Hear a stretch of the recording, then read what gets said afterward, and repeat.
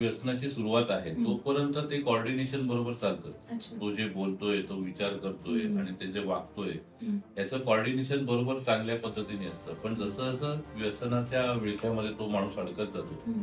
तसं तसं तो त्याचे विचार वेगळ्या पद्धतीचे असतात हं. आणि त्याचं वागणं वेगळ्या पद्धतीचं असतं आणि त्या गोष्टींमुळे होतं काय, की त्याच्या बोलण्यात आणि वागण्यात फरक आहे हा प्रकर्षाने जाणवायला लागतो. कारण का तो हळूहळू का होईना पण त्या व्यसनाच्या विळख्यात अडकत चाललेला आहे हे त्याला समजतं.